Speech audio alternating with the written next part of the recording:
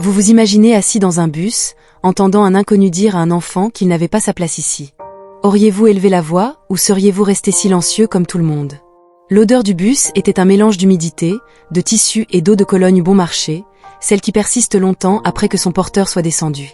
Keenan Wright, 17 ans, était à peine conscient que son esprit était encore plongé dans les derniers instants de la dernière période, repassant les paroles de son professeur concernant un projet d'histoire à venir.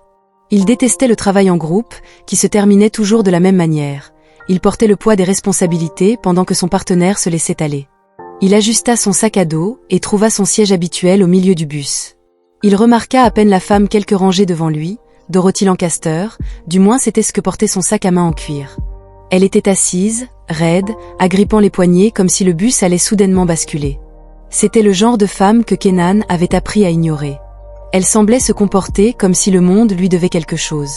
Le bus avançait en grinçant, se fondant dans la circulation. À l'arrière, un groupe d'enfants d'un autre lycée riait bruyamment. Leurs voix rebondissaient sur les vitres rayées. Un homme en gilet de chantier, assis devant, tapotait son genou sur un rythme que lui seul pouvait entendre. Keenan sortit son téléphone, espérant que la musique couvrirait le bruit ambiant, mais avant qu'il ne puisse mettre ses écouteurs, une voix aiguë interrompit le bavardage. « Je ne sais pas dans quoi cette ville est en train de se transformer. » Bien qu'elle ne s'adressât à personne en particulier, ces mots étaient suffisamment forts pour attirer l'attention de Keenan. Dorothy secouait la tête, ses lèvres pinçaient en signe de désapprobation, et ses yeux se posèrent sur lui un instant avant de se détourner. Keenan avait déjà vu ce regard auparavant, celui des professeurs qui attendaient moins de lui, des vendeurs qui le surveillaient de trop près, ou des voisins qui faisaient semblant de ne pas le voir. Il se retourna vers son téléphone, se disant qu'il ne laisserait pas une vieille femme amère gâcher son trajet de retour. Mais le problème avec des gens comme elle, c'est qu'ils ne s'arrêtaient pas à un simple commentaire. Le bus continuait de rouler, mais l'atmosphère à l'intérieur avait changé, comme si quelque chose était sur le point de se briser. Le bus fit un bond à un feu rouge, provoquant une ondulation parmi les passagers. Keenan saisit la poignée de son siège pour se stabiliser. Il s'était presque convaincu de l'ignorer, comme il avait toujours fait, mais Dorothy n'avait pas fini. « C'était un endroit sympa », murmura-t-elle plus fort cette fois. Quelques personnes lui jetèrent un coup d'œil avant de détourner rapidement le regard. Personne ne voulait s'impliquer. Keenan resta silencieux, espérant qu'elle s'arrêterait, mais elle continua. « Les enfants d'aujourd'hui n'ont aucun respect, ils viennent prendre le relais, agissant comme s'ils possédaient tout, ça vous fait vous demander d'où ils viennent. » C'était trop. Les doigts de Keenan s'enroulèrent autour de son téléphone, son pouce accéléra. La voix de sa mère résonna dans sa tête. « Choisis tes batailles, Keenan, certains combats ne valent pas la peine. » Peut-être que c'était l'un d'eux, peut-être qu'il devrait la laisser parler et garder la tête baissée. Mais ensuite, elle se tourna complètement vers lui, ses yeux se plissant comme si elle avait enfin décidé à qui adresser ces mots. « Tu n'appartiens pas ici, retourne en Afrique. » Le bus devint silencieux. Keenan sentit chaque regard se tourner vers lui. Certaines personnes semblaient mal à l'aise, se déplaçant sur leur siège, feignant d'être absorbées par leur téléphone. D'autres attendaient simplement de voir ce qu'il allait faire. L'homme en gilet de chantier à l'avant cessa de taper son genou. Même les enfants bruyants à l'arrière se turent un instant. Keenan ne fit rien, il resta assis, fixant la femme qui venait de lui lancer ces mots comme s'ils étaient des vérités, comme si elle avait le droit de décider de sa place. Une partie de lui voulait rire de son ridicule, de la petitesse de ses mots, mais une autre partie brûlait, non pas de colère, mais d'un épuisement plus profond, celui qui s'installe quand on a trop vu et trop vécu. Pourtant, des gens comme elle agissaient comme s'ils disaient quelque chose de nouveau. Le silence s'épaissit, pesant sur l'atmosphère alors que tout le monde attendait la suite. Keenan pouvait sentir le poids de chaque regard sur lui, ses mains se crispèrent autour de son téléphone, mais il se força à respirer lentement et régulièrement. L'expression de Dorothy ne changea pas, elle était là, les épaules carrées, attendant qu'il se déchaîne pour lui donner une excuse. Elle avait l'habitude de lever les yeux au ciel et de dire « Voilà, c'est exactement ce que je veux dire ». Il n'allait pas lui donner cette satisfaction, mais il ne comptait pas non plus laisser passer cela. Un homme près de l'avant s'éclaircit la gorge, sans prononcer un mot, juste un bruit, celui que l'on fait quand on veut dire quelque chose sans s'impliquer. Une adolescente à l'arrière regarda son amie, les yeux écarquillés. Une femme en blazer bleu marine bougea mal à l'aise en agrippant la sangle de son sac à main, mais personne n'osa parler. Keenan finit par dire « Qu'est-ce que tu viens de dire ?» Sa voix était calme, stable, presque trop stable. Dorothy ricana, croisant les bras, « Tu m'as entendu. » Keenan se pencha légèrement en avant, ses yeux fixés sur les siens. « Oui, je t'ai bien entendu. Je veux juste m'assurer que tu t'entends. » Elle pinça les lèvres en une fine ligne. Je n'ai pas besoin de t'expliquer quoi que ce soit. Tu es sûr de ça? Parce que pour l'instant, je pense que tout le monde ici aimerait savoir pourquoi tu penses pouvoir décider où j'appartiens. Quelques têtes se tournèrent vers Dorothy, et quelqu'un près de l'avant laissa échapper un petit rire silencieux, rapide, presque nerveux. Pour la première fois, une lueur de doute traversa son visage, mais elle disparut aussi vite. « Des gens comme vous », commença-t-elle, mais Kenan l'interrompit. « Des gens comme moi, quoi ?» Il laissa les mots en suspens, la défiant de terminer sa phrase. Dorothy hésita et dans cette petite pause, Kenan la vit. Elle ne s'attendait pas à une riposte, elle ne pensait pas qu'un adolescent, un enfant à ses yeux, lui répondrait ainsi, mais maintenant, tout le bus la regardait, attendant sa réaction, et elle n'était plus aussi sûre d'elle. Kenan sentit le changement s'opérer et comprit que ce n'était plus seulement à propos de lui. Il prit une inspiration pour se calmer, sentant la tension épaisse dans l'air.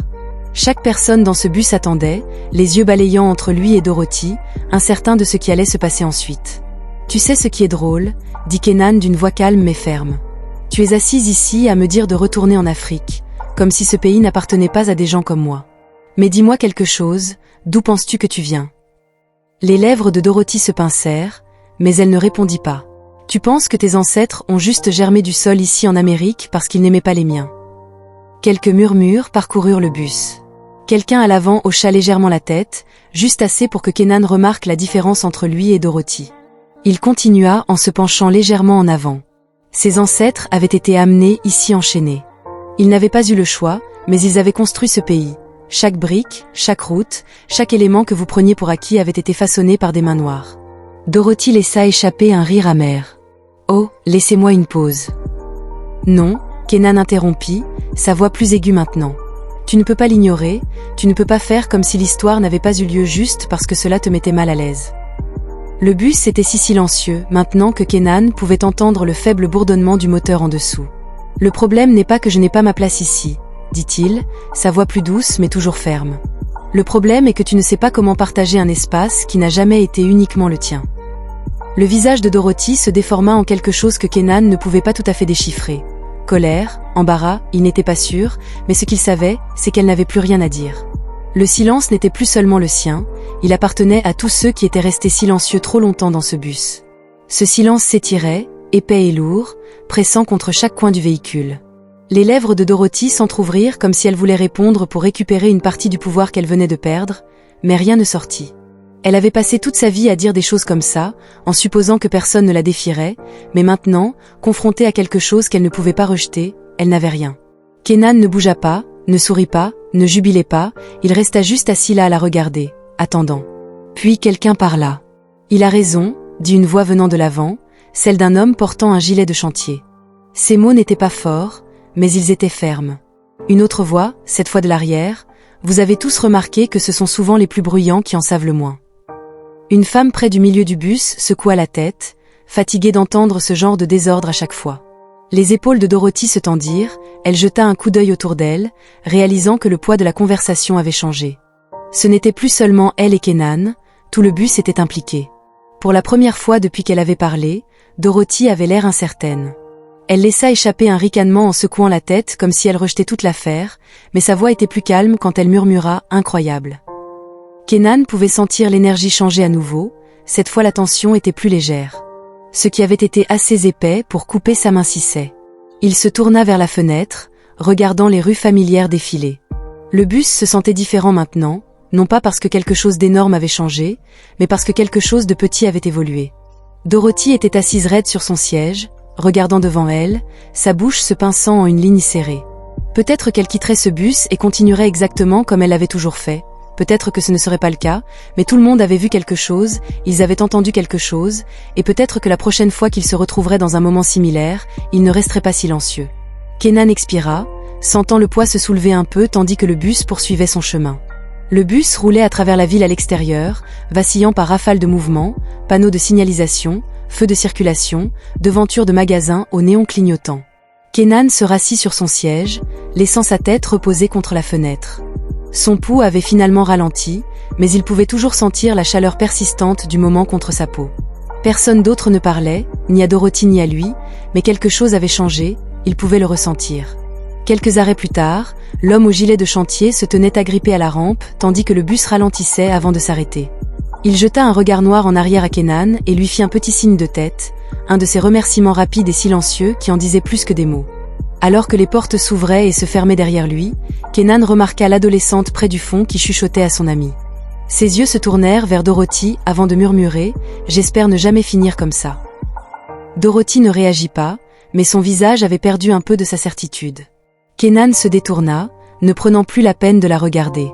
Il avait dit ce qu'il avait à dire. Si elle avait appris quelque chose ou non, ce n'était pas sa responsabilité. Alors que le bus s'approchait de son arrêt, il attrapa son sac à dos et se leva.